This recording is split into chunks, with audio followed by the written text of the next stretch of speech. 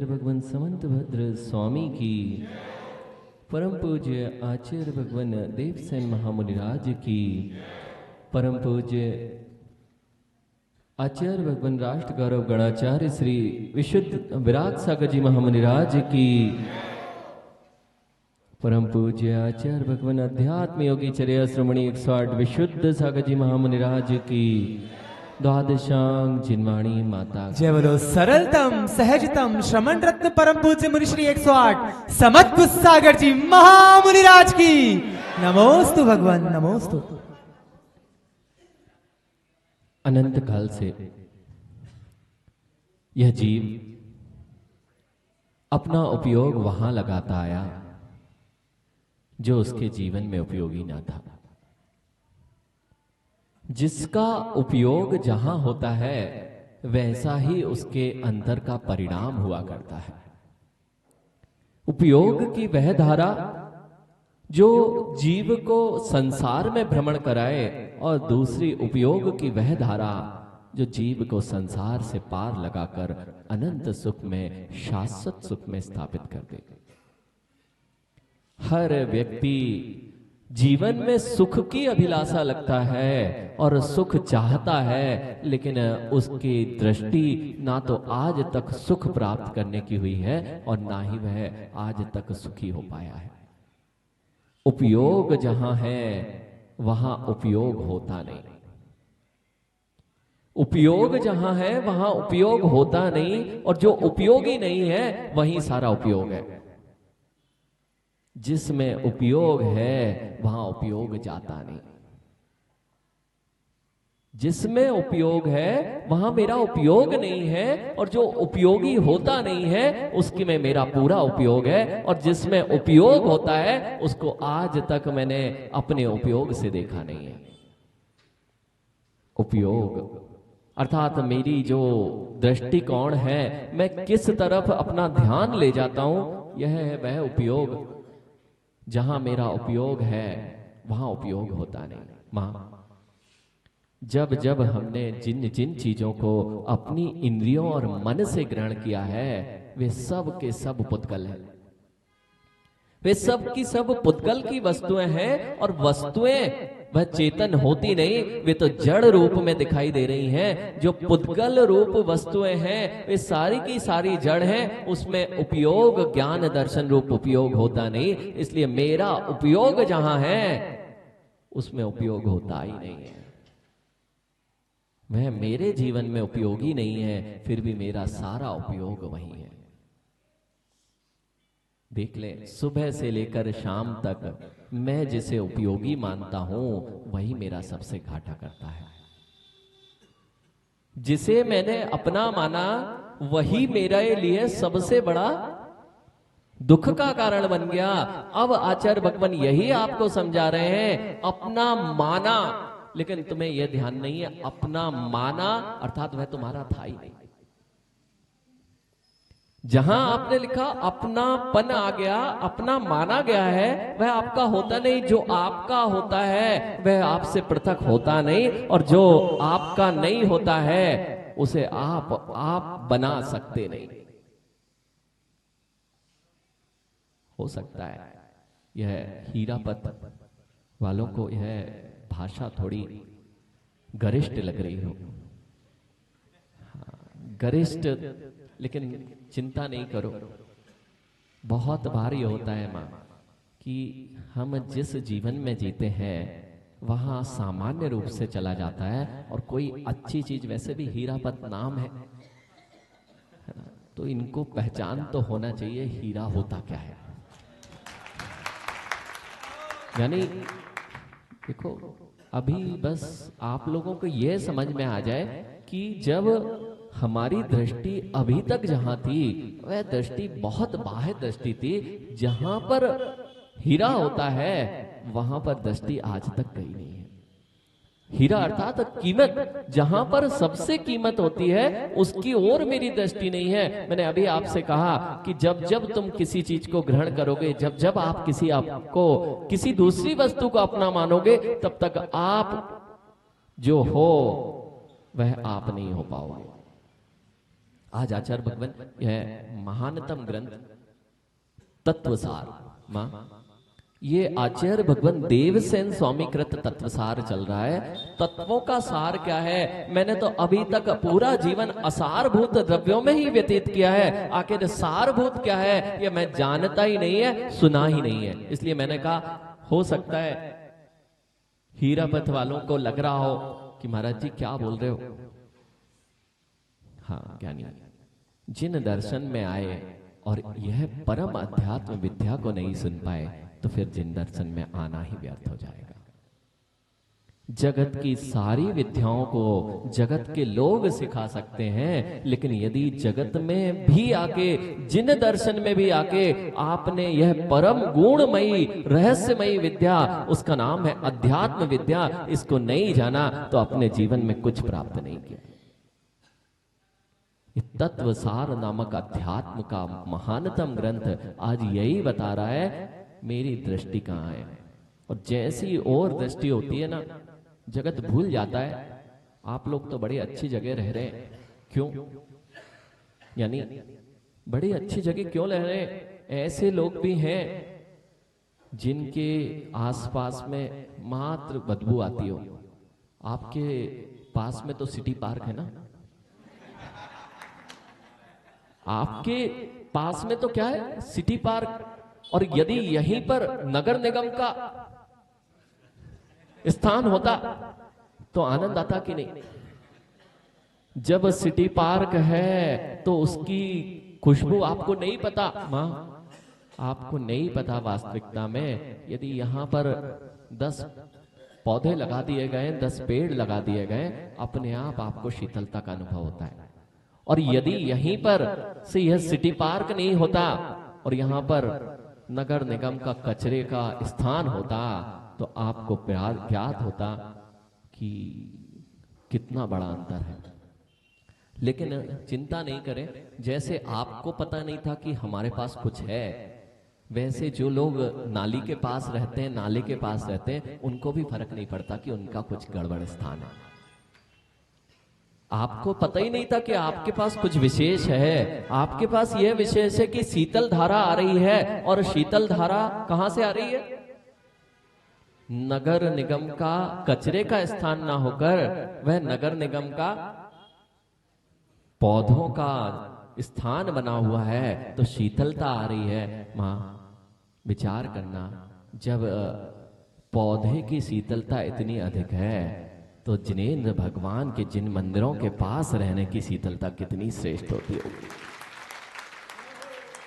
धन्यो धन्यो मां, ऐसे लोग भी हैं जिनके आसपास कोई जिनालय नहीं है, उनका जीवन कितना उष्णता को प्राप्त हो चुका है, उनको ज्ञात ही नहीं है। जिनके भवन नाली पर हैं, उनको ज्ञात ही नहीं है कि हम नाली पर रह रहे हैं।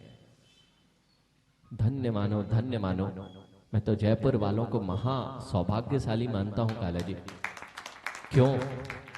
उस नगरी में रहते हैं जहां जिनालयों की संख्या इतनी है, जिस स्थान पर जाओगे वहां तुम्हें जिनेंद्र भगवान की वह शीतलता तुम्हें अपने आप प्राप्त हो जाएगी। कई लोग सोच रहे होंगे ये जिनालय बन रहा है, मैंने भी देखा बहुत सुंदर जिनालय का निर्माण चल रहा है। कभी मत घबराना कि जिनालय नहीं बनना है। क्यों अंतराय डालते हो? यानी क्यों अंतराय डालते हो कि जिनालय नहीं बने? जब लोगों के मदिरा और सप्त व्यसन की चीजें हर गली गली में हो सकती हैं, तो क्या जिनालय हर गली गली में विराजमान नहीं हो सकता है? सप्त व्यसन का सेवन करने वाले पान की गुमटियां अनेक गली में स्थापित हैं। मिथ्यात्व की पूजा हो रही हो तो हर गली में मंदिर दिख सकता है, तो क्या जिन बिंब हर गली में दिखेगा तो जीव का कल्याण नहीं होगा क्या? हर घर के सामने वृक्ष लगा हो तो शीतलता अपने आप आती है। ऐसे ही यदि हर जगह जिन बिंब और जिनालयों की स्थापना होती है तो कितना महान सौभाग्य हुआ करता है। लेकिन ध्यान रखना, गड़बड़ मत कर लेना। गड़बड़ ऐसी नहीं कर लेना, क्योंकि जहां पर हम शीतलता प्राप्त करने आते हैं तो वहीं हम उष्णता को ग्रहण करने लग जाएं तो जगत में शीतलता कहां प्राप्त होगी? इसलिए आज हमारी दृष्टि कहाँ है? मंदिर में भी आकर यदि हमारी दृष्टि जिनबिंब पर नहीं है और जिनालय पे आकर भी जिनेंद्र भगवान नहीं दिख रहे हैं, और जानती जी या तो अपना सम्मान दिख रहा हो किसी को, अथवा कोई दूसरा व्यक्ति क्या कर रहा है यह दिख रहा हो, तो अभी तुम्हें जिनेंद्र भगवान की कीमत नहीं आई है। मां पूजा करते हो, पूजा करते हो, और जितने लोग आज विचार कर लेना, यदि आपकी दृष्टि जिनेंद्र भगवान पे होती ना, तो पूजा के संकल्प विकल्प नहीं आ सकते थे। कौन क्या कर रहा है, कौन कैसे कर रहा है, यह संकल्प विकल्प तब आते हैं जब सामने वाला नहीं दिखता है। काला जी, यदि कोई विशेष व्यक्ति आपके नगर का ही कोई बड़ा ऑफिसर, कलेक्टर ही आपके घर में आ जाए, तो कलेक्टर घर में आ जाए तो आप अपने मोबाइल पर उसके सामने बात कर लेते ना? क्यों? आपका मोबाइल बज रहा है लेकिन आपके सामने कलेक्टर खड़ा हुआ है, आपके घर आया हुआ है, मोबाइल पे बात हो जाएगी? या अपने घर वालों से चर्चा करोगे कि उसको देखोगे? मां किसको देखा जाएगा? घर वालों को ना, कलेक्टर को। अगर मुख्यमंत्री आ गया तो यानी जगत में ध्यान रखना रुपेश, जगत में सारे के सारे पुण्य वाले जीव यदि तुम्हारे घर आ जाते हैं, छोटा सा पुण्य है कि वह नगर का कलेक्टर हो सकता है अथवा प्रदेश का मुख्यमंत्री, और यदि प्रधानमंत्री आ जाए तो अभी कह रहे थे यानी ये सब जगत के छोटे मोटे पुण्य को धारण करने वाले जब जीव आ जाते हैं, तो तुम जगत में बात करना बंद कर देते हो, अपने सारे काम छोड़ना बंद कर देते हो। फिर यदि इनसे भी ऊपर यदि जगत के धरती के पूज्य निर्ग्रंथ तपोधन आ जाए तो अपने कार्य कैसे कर सकते हो? सामने जिनालय में जिन बिंब नहीं दिखाई दे रहे हैं, तीन लोक के नाथ दिखाई नहीं दे रहे हैं, इसलिए अनेक लोग दिखाई देते हैं। दृष्टि कहाँ है? दृष्टि ही तो सारा काम बिगाड़ती है, और यदि दृष्टि सुधर जाए तो सारे काम बन जाए। ध्यान रखना मां, दृष्टि और भावों का बड़ा खेल है संसार में रहने के लिए। आज आचार्य भगवान यही बता रहे हैं, मेरी दृष्टि जहां पर है वह मेरे लिए कार्यकारी नहीं है, और जहां मेरी दृष्टि होना चाहिए उसका मैंने आज तक दृष्टिपात किया ही नहीं। अप सहाबे थक्को चंचलता क्यों है मां? दही का थक्का जमा देखा? दही जमाते हो, दूध जैसा तरल होता है वैसा ही दही होता है ना? दूध जैसा होता है ज्ञानी, वैसे ही दही होता है ना? अगर नहीं होता है तो उसमें अंतर क्या होता है? दूध से ही तो बना होता है। दूध से बना होने पर भी जब जामुन डाल दिया जाता है तो थक्का बन जाता है, बहता नहीं है। ऐसे ही मेरे चित्त में जो चंचलता है वह चंचलता कब समाप्त होगी? अरे ज्ञानी, थोड़े जिनवाणी के ये जामुन को डाल लो, तुम्हारा चित्त भी चंचलता से स्थिरता को प्राप्त हो जाएगा। आज तक पता ही नहीं, जिनवाणी कान में गई नहीं, और जाए तो जाए कैसे? राग द्वेष की बातें करने के लिए घंटों निकल सकता है, लेकिन जिनवाणी के लिए 5 मिनट नहीं हुआ करता है। अप सहावे थक्को जोई ना मुड़ई आ गए विसे, जाणई अणिये अपाणम पिछई तम चेव सुविशुद्धम। सुविशुद्धम, जान जी, विशुद्ध होना है ना, विशुद्ध होना है तो कैसे हुआ जाता है, यह आज विद्या बताई जा रही है। जो विशुद्धि को धारण करना चाहते हैं वे अपना मन राग द्वेष रूपी बाह्य वस्तुओं से हटाकर अपने मन पर लगा लें, अपनी आत्मा में लगा लें, तो उनके अंदर भी परिणामों की विशुद्धि बन जाए। दूसरों को देखने की जगह स्वयं पर दृष्टि नहीं जा रही है, इसलिए सारे संकल्प विकल्प खड़े हुए हैं। और जब तक अपने ऊपर दृष्टि नहीं जाएगी तब तक जगत को सुधारते सुधारते तुम्हारा ही बिगाड़ हो जाएगा। जब तक दूसरों को सुधारोगे, मां भले ही घर को सुधारने के लिए करते हो, आप लोग तो घर चलाना पड़ता है इसलिए डांटना भी पड़ता होगा, सत्य ना मां? नहीं डांटेंगे तो कैसे काम चलेगा? ठीक है, उसका काम चले या ना चले, लेकिन आपका काम तो बिगड़ेगा। बिल्कुल सत्य है। हम व्यापार करने के लिए महाराज जी व्यापार नहीं करें तो चोरी करना पड़ती है, मायाचारी करना पड़ती है, झूठ बोलना पड़ता है, तो ठीक है, अच्छी बात है। आपको ऐसा करना पड़ता है तो कर्म भी कहता है मुझे बंधना पड़ता है। कर्म भी क्या कहता है? मुझे भी पाप रूप में बंधना पड़ता है। और जब मेरे परिणाम शुभ की ओर होते हैं, वह गिन ले कितनी बार मेरे शुभ परिणाम होते हैं, जिनालय आकर भी मेरे शुभ परिणाम ना हो पाए, देवशास्त्र गुरु के चरणों में मैं भी शुभ परिणाम नहीं कर पाऊं, तो मेरे जीवन में बचा ही कहां है जहां मैं शुभ परिणाम कर पाऊंगा। सुध परिचिता अनुभूता सब्बस्वी काम भोग बंद कहा, एतब शुभलंबो नवरीणा सुलहो विहितस्य। यानी आचार्य भगवान कुंद कुंद देव कह रहे हैं, सुध परिचिता अनुभूता, जिस जिसको मैंने आज तक देखा है, मैंने देखा किसे है, अनुभूत किसे किया है, सुना क्या है, अपने पूरे जीवन में देख लीजिए। मैंने क्या सुना, किसे अनुभूत किया और किससे परिचित हुआ?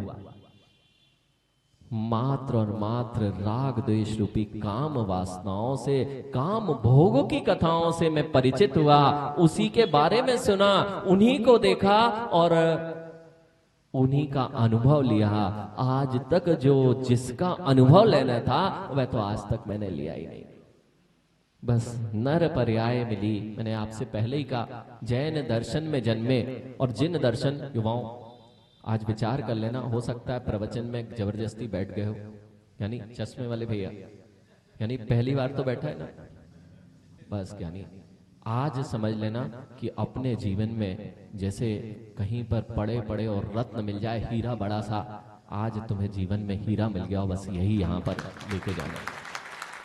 क्योंकि जिन दर्शन बाहरी विभूति की बात नहीं करता है, जिन दर्शन वह कह रहा है कि यदि आपने सब कुछ बाहर में प्राप्त कर लिया है, फिर भी आपने कुछ प्राप्त नहीं किया है। जगत की सारी चीजें उपलब्ध हो जाना बहुत सरल है, लेकिन जो उपलब्ध तुम्हारे पास ही था उसकी तुम्हें खबर ही नहीं थी। अगर जिन दर्शन के पास कोई भी युवा आता है, यानी जिन दर्शन के पास नहीं आता है, वह स्वयं के पास आना प्रारंभ कर देता है, इसलिए जिन दर्शन के पास खड़ा होता है। जिन जिनको स्वयं के पास स्वयं से मिलना हो, उसे जिन दर्शन की शरण में आना ही पड़ता है।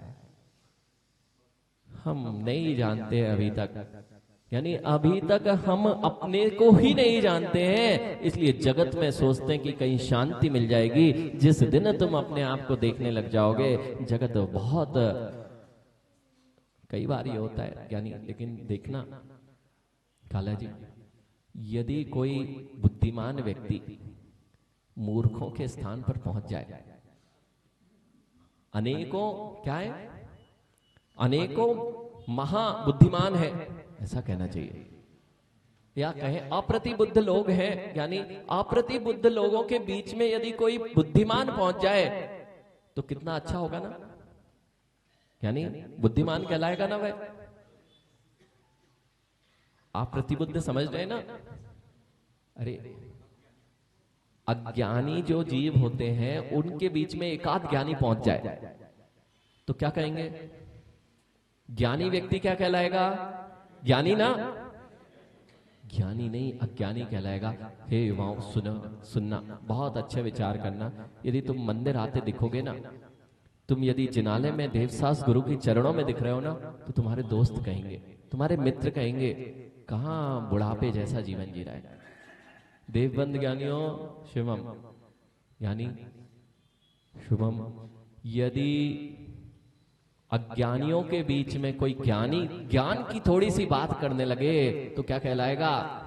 ऐसे ही संसार की दशा है। मैं यदि थोड़ा धर्म करना सीखता हूँ, जिनालय आना प्रारंभ करता हूँ, देवशास्त्र गुरु की शरण को प्राप्त होता हूँ, तो लोग कहते हैं कि भैया क्या कर रहा है, ये तो बुढ़ापे का काम है। बुढ़ापे का काम नहीं है ज्ञानी।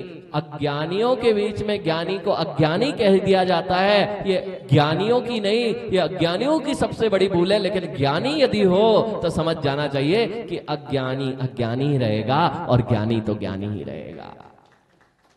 इसलिए मैंने कहा आप आज जहां जो लेने आए हैं, हो सकता है पहली बार देख के तो आए महाराज कैसे। देखो ऐसे ही होता है मेरे साथ, तो ये तो देखने आते हैं। देखो माँ, कीमत तो सही बात है, पहली बार की कीमत जो होती है वही कीमत होती है। आपको याद है माँ, जब आप जिस घर में आप रह रहे हो उस घर में आए थे तो मुंह दिखाई दे ही गई थी, मुंह दिखाई का रस्म हुई थी। मुंह दिखाई माँ, रिश्तेदार आ आके जान लीजिए लोग पैसा दे दे के मुंह देख रहे थे। बिल्कुल सत्य है, पैसा दे दे के वहां मुंह दिखाई हो रही थी, लेकिन उसके बाद आज तक कोई कारण क्या है, यानी समझना रुपेश, मुंह दिखाने के लिए पैसा दिया जा रहा था। भैया देख के तो आए कौन सुशील कन्या आई है। अब तो मुंह क्या, मुंह तो दिखाना ठीक ही है, बाकी तो अब जो है आप समझते हो। धन्य हो तुम्हारे परिणाम। मुख दिखाई का दिया, लेकिन ज्ञानी मुख दिखाई के पैसे तुरंत नहीं देने चाहिए, तुरंत देने नहीं चाहिए। मां, जिस तरह एक कन्या नए घर में बहू बनकर जाती है, मां जैसे अभी चलते हो, जिस दिन पहले दिन घर में आए थे वैसे ही चलते थे ना। जैसे उस समय तुम्हारी निमग्न दृष्टि थी, क्या आज भी वैसे ही नीची दृष्टि है? क्या वैसी ही बोली आज भी बोली जा रही है? जैसे कि देखो, इसलिए हम कहते हैं चाइनीज आइटम से जरा बच के रहना चाहिए। क्यों? दिखाने में तो बहुत अच्छा होगा, लेकिन बाद में पता चलता कितने दिन चलेगा। ऐसे ही मां, परिणामों से मिलना। हम जब आए थे तो हमारी चाल क्या थी? नीचे देख के चल रहे थे, बोली में नम्रता थी, विनम्रता थी, लाज लज्जा थी। आज वह लाज लज्जा खो गई, वह विनम्रता विलीन हो गई, चाल में बदलाव आ गया, वाणी में कटुता आ गई। यानी क्या चाइनीज आइटम और हमारे जीवन में कोई अंतर नहीं बचा है? अब विचार करना मां। इसलिए मैंने कहा बहू आए तो पहले पैसे मत दो, मुख दिखाई के 2-4 दिन निकल जाने दो, पता चलता है कि सुशील कन्या है या घर की देहरी पे खड़े होके चिल्लाने वाली कन्या है। हाँ, पहले लोग बहुत समझदार होते थे, जो इन वृद्धों से समझ लेना। और माँ, ये आपको जरूर मजाक वाली विषय, या आपको लग रहा होगा महाराज जी कुछ छोड़ दें, मैं आपको बहुत गहरा संदेश दे रहा हूं। मैं बहुत गहरा आपको संदेश दे रहा हूं। यदि अपने जीवन में जैसे आप पहले दिन आए थे वैसे बने रहते, तो जैसे लोग मुंह दिखाने के पहले पैसे देके जा रहे थे, आज तक पैसे देते रहते। लेकिन यानी अब तो ठीक है, वह स्थिति तो नहीं बन सकती, लेकिन कम से कम इतनी स्थिति तो बनाओ कि अपनी बच्चियों को मुंह दिखाने लायक छोड़ो। पता चला पहले ही दिन घर गए और पहले दिन से उसके भाव ही नहीं पता, सब कुछ तो पूर्व में, शादी के पूर्व में ही सब दिखाई हो जाती हैं। यानी उन सबके जो परंपरा चल पड़ी है, लग रहा था कि यह सामान्य कथन चल रहा है, लेकिन संस्कार देने का काम आपका होता है। ये मत सिखाओ कि एक सुनाए तो 4 सुनाना। सबसे बड़ी आज ये समस्या पे भी थोड़ा काला जी बात कर लेना चाहिए, क्योंकि आज जितने परिवार टूट रहे ना, किसी बच्ची का संबंध टूट रहा है, उसमें उसकी माँ का बहुत बड़ा हाथ होता है। आपको लग रहा है माँ का हाथ, माँ क्यों तोड़ना चाहेगी? माँ बिल्कुल सत्य है। माँ के संस्कार यदि होते कि 4 सुनने मिले तो भी मुख से एक आवाज नहीं निकलना चाहिए बेटा, तब तो तुम्हारी माँ का मातृत्व था कि बच्चे का परिवार बचाना चाहते थे। आज जरा सी घटना होती है, जरा सी घटना क्या होती है, और फोन तुम्हारे पास पहुंचता है और तुम उसको भर देते हो कि नहीं नहीं बेटा सहन मत करना, हम देख लेंगे। माँ, अपने ही बच्चों का घर क्यों तोड़ना चाहते हो? बच्चों को संस्कार दिए जाते। बात जितनी ज्यादा करोगे माँ, कोई बच्ची अपने घर से अलग नहीं हो सकती यदि उसको अपने परिवार जो अपने मायके का पक्ष है यदि वह सहयोग ना करे ना, तो किसी बच्ची की ताकत नहीं है कि वह अलग भाग के और अपने संबंधों को तोड़ पाए। मधुरता सिखाई जाए, विनम्रता सिखाई जाए, सरलता सिखाई जाए। पैसा कमाना सिखा रहे हो लेकिन घर के संस्कारों को भूलते जा रहे हो। माँ, आज एक काम करना, जितनी बच्चियां आए ना, आपके बच्चियां होंगे ना, जिन जिन के घरों की बच्चियां बाहर पढ़ रहे हैं, बहुत सारे सब बच्चे बाहर पढ़ते हैं आजकल, जब जब आए तो एक काम करना, जैसे ही बच्चे आए, बच्चे और बच्चियां, जैसे ही बच्चे और बच्चियां आए, सब लोग सुन लेना अच्छे से, माज बिल्कुल विचार करके जाना। जैसे ही बच्चे और बच्चियां आए, और वो यहां पर एक नंबर चलता है जहां से बाहर से भोजन आता है, कौन सा? हाँ, जो भी आप जानते हो ना, मतलब काम लेते होगे तभी तो जानते हो। अब समझना माँ, जैसे ही बच्चे आए, घर में खाना मत बनाना, घर में भोजन बिल्कुल भी नहीं बनाना, और भोजन का जो भी बाहर से भोजन कराना। पहले दिन आए, सुबह से भोजन, शाम को भी बाहर से बुलवाना, दूसरे दिन भी बाहर से बुलवाना। जब बच्चे कहे माँ आप क्यों नहीं बना रहे, पूछेंगे जरूर, माँ हम तो इतने दिन से आए हैं और आपके हाथ का भोजन करने आए हैं। तो उनको ये बोल देना, अपनी बच्चियों को खासकर ये बोल देना, बेटा आज हमारे हाथ का तो खा लो, लेकिन तुमने तो बनाना सीखा ही नहीं है, तुम्हारे बच्चे कैसे जिएंगे, इसलिए एक बार टेस्ट करके तो देखो कि तुम्हारा जीवन कैसे चलने वाला है। क्योंकि पैसा कमाना तो सिखाया जा रहा है, लेकिन भोजन बनाने के लिए आज बच्ची को पता ही नहीं है भोजन बनता कैसे है। माँ आज से कर लेना हो, बच्ची और बच्चे भी कहेंगे, माँ बच्चे भी कहेंगे, भैया ऐसी स्थिति है, बच्चे भी कहेंगे कि माँ आप भोजन क्यों नहीं बना रहे। बेटा तुम्हें तो कमाऊ लड़की चाहिए ना, वो भोजन बना के नहीं गिरेगी, तुम्हारा तो हमेशा होटल से ही भोजन आना। आज से मैं तुम्हारे संस्कार डाल रही हूँ कि तुम बाहर का ही भोजन प्रारंभ करो, क्योंकि जीवन में तुम्हें दोनों को कमाना है और दोनों को बाहर का ही भोजन करना है। माँ करना पड़ेगा, नहीं तो बच्चों को आप समझा नहीं पा रहे। उनको पढ़ाई करना है, कैरियर बनाना है, भोजन बनाना ये कोई अच्छी चीज है क्या? माँ एक बार विचार कर ले, समय क्योंकि सीमा है, विषय आया है इसलिए बहुत आवश्यक है।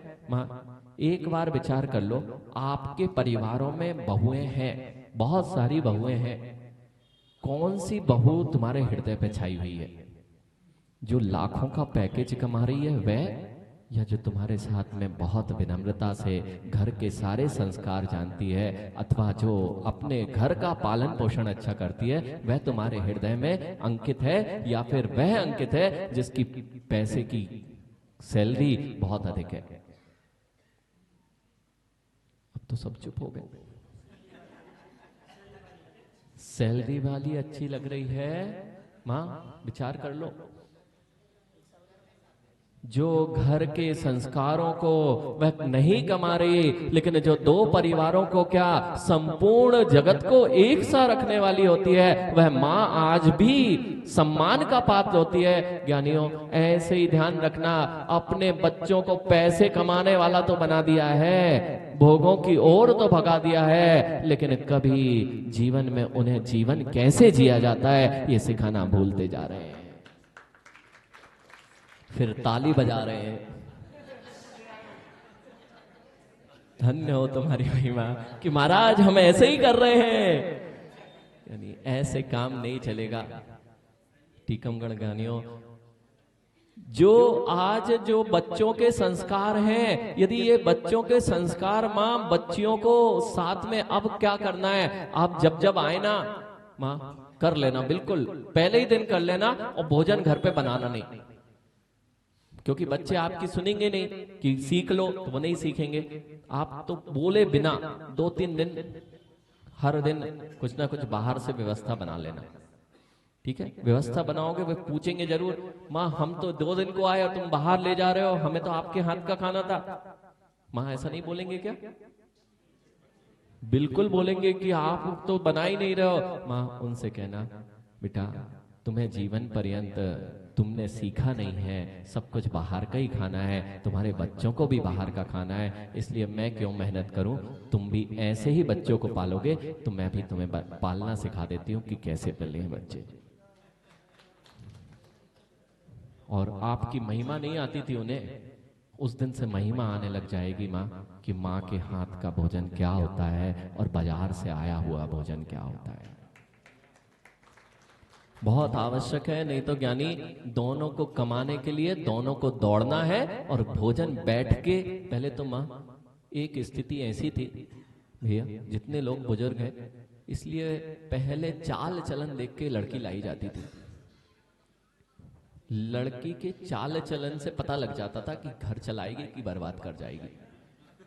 हाँ, जितने बुजुर्ग लोग हैं उनसे पूछ लेना कि वे बैठे यानी ऐसा यानी जब घर में बहू लाने जाते थे तो घर में जो बड़े बुजुर्ग थे वे देखने जाते थे कन्या को, और कैसे देखते थे, ज्यादा कुछ देखना नहीं पड़ता था, चाल चलन अर्थात कैसे चल के आ रही है, पैर जमीन पे पूरा रख रहे हैं कि उठा रख रहे हैं, दौड़ के आ रही कि भाग के आ रही है, परसना आता भी है या नहीं आता है, पूछ पूछ के देख के रख रही है कि अब तो भूल गए माँ, तुम लोग सब राजस्थानी लोग हो आप लोग, ये मनावत क्या करते, मनवार करना। अब तो मनवार करना क्या, अब तो ऐसा स्थिति हो गई ज्ञानियों, अब तो महाराज जी से भी पूछ पूछ के परसते, महाराज दें क्या, तो महाराज कहेंगे हाँ दो। हाँ, कई लोग ऐसे कटोरी लिए रहेंगे। माँ ये सिखाना बहुत आवश्यक है, एक दिन में तुम्हारी नाक नीचे आ जाएगी, लाखों का पैकेज बच्चे लिए रहेंगे और तुम्हारी नाक नीचे आएगी कि बच्ची को परसना भी नहीं आता कि भोजन कैसे परसा जाता है। हाँ, पूछते महाराज जी से, कटोरी हाथ में दाल की, महाराज जी दाल, महाराज जी दाल, महाराज जी दाल, महाराज जी के लाओ। माँ देखो ये राजस्थानी परंपरा है, यहाँ मनवार करके, ये संस्कार थे, पूछ पूछ के भोजन नहीं परसा जाता था, पूछ पूछ के भोजन, और माँ के हाथ का भोजन, माँ पूरा भोजन हो जाए उसके बाद आधी रोटी तो, और माँ की जो, अब ये बच्चे रोज जॉब करने जाना है, इनकी माँ इनको घर पे, जितने लोग यहाँ बैठे ना उनसे पूछना भैया जब घर पे लौटते थे, यानी चश्मे वाले भैया, क्या नाम है, सुधांश बेटा, जब स्कूल से आते थे तो माँ घर पे मिलती थी कि नहीं, और माँ इंतजार करती थी कि नहीं, और जितनी स्कूल की चीजें होती थी वो सब किसको बताई जाती थी, सबसे पहले जाके क्या काम होता था, माँ को सब कुछ बता दिया जाता था, सब अंदर खाली। अब माँ को किटी पार्टी तो जाना है, माँ को जॉब करने तो जाना है, उनके बच्चों को माँ मिलती नहीं है, और वे अपनी बात किससे कहें, सारा वात्सल्य नष्ट हो चुका है। इसलिए ज्ञानी, और वो माँ भोजन कराती थी ना माँ, अब आपको भी इसलिए जब बुजुर्ग हो जाएंगे ना, जब ये संस्कार नहीं दिए तो वे भी कहेंगे देखो भैया हम लगा देते हैं एक नौकरानी, तुम यहाँ रहो, और ज्यादा है तो हमारे होटल से आ जाएगा, तुम्हारा भोजन चलता रहेगा, इतना पैसे की कमी हो तो हम विदेश से एटीएम में डाल देंगे।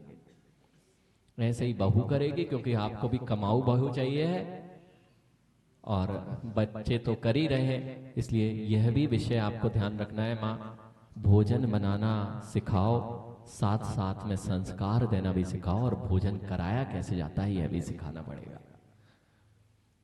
यह सारा विषय इसलिए आया ज्ञानी कि हम जिस ओर दृष्टि कर रहे हैं वह पतन की दृष्टि है, पतन से कभी ऊपर आने का कभी विचार ही नहीं है। इसलिए आज यह तो बहुत अध्यात्म भाषा थी, लेकिन बीच में विषय वस्तु यह भी समाज के लिए बहुत आवश्यक है, नहीं तो यह विषय वस्तु देने वाले ही नहीं बचेंगे। पंडित जी, भैया जी, विषय ये क्यों दिया गया, अभी तो ये विषय वस्तु देने वाले मुनिराज इस नगरों में आ रहे हैं, जब श्रावक ही श्रावक नहीं बचेंगे तो मुनिराज की चर्या का पालन कहां से हो सकता है, तो फिर तुम कहां से सुन पाओगे यह अध्यात्म के विषय। सुगंध है वह सिटी पार्क की, तब तक सुगंध लेते रहो। यदि यही उखाड़ के फेंकते गए तो बदबू आना प्रारंभ हो जाएगी, फिर वहीं जीना पड़ेगा। इसलिए ज्ञानियों, विषय तो ये था कि मेरी दृष्टि कहाँ पे जा रही है, और मैं अभी तक जिस विषयों को जानता था वह विषय तो बाहरी चीजों के थे। मैं जिससे अनुभूत हो रहा था वह मेरे से ही मेरे को दूर कर रहा था। यदि मुझे मुझसे परिचित होना है तो जिन दर्शन की शरण आना पड़ेगा।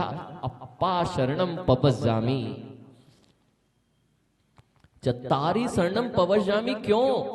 अभी तो चत्तारी शरणम पवज्जामि सीख लें, यही बहुत बड़ी बात है। वहां 4 ही शरण आता है ना, बोलना आता है, जीवन में नहीं आता है। 4 ही शरण है, यह जीवन में है कि बोलना मात्र सीखा है? किसी दिन चर्चा करेंगे, समय रहते हुए। समय आपका बहुत अधिक हो गया, लेकिन अप्पा शरणम पवज्जामि, जो जो 4 की शरण आता है, अरहंत सिद्ध उपाध्याय, केवली पंडितो धम्मम शरणम, अर्थात केवली भगवान द्वारा बताया गया जिन धर्म और साधु परमेष्ठी, ये इसलिए आते हैं क्योंकि इनकी शरण कुछ मांगने के लिए नहीं है, मैं अपनी शरण को प्राप्त हो सकूं। इसलिए 4 शरण यहां जिन्हें भगवान ने कही है। ठीक है मां, पुनः पुनः विचार करेंगे। यहां यह ज्ञात करना है, जब जब तुम अपने से दूर होते जाओगे उतने तुम दुखी होते जाओगे। सुधांश, जितने बच्चे यहाँ पर हैं या जहां भी हो, मां बता देना, ये बच्चे मंदिर भी नहीं आ रहे हैं, उनको आज फोन करके रोज जब जब तुम बात करो एक बात छोड़ देना। जितने लोग हैं बच्चों से बात करें, ये मंदिर भी नहीं जाते हैं, गुरुओं के पास तो बहुत भटके हुए आ जाएं तो बहुत बड़ी बात है।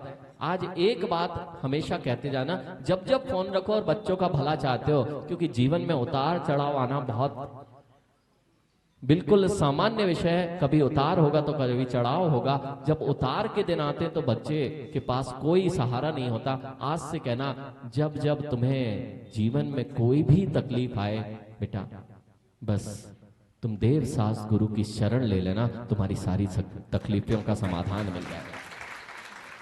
जब जब फोन रखो, जब जब अपने बच्चों से बात करो और फोन रखो, तब तब ये कह देना, यदि जीवन में कभी भी कोई समस्या आए, भले ही आज वे देव दर्शन या देव सास गुरु से दूर हैं, लेकिन माँ के वचन उनके अंतरंग में बैठ जाना चाहिए। जब जब उनके जीवन में थोड़ा भी उतार आएगा, वे नियम से देव सास गुरु की चरणों में आके अपने अंदर शांति का अनुभव करेंगे और वह उनके जीवन को सुधार देगा। शेष पुनः विचार करेंगे। बोलिए महावीर भगवान की जय।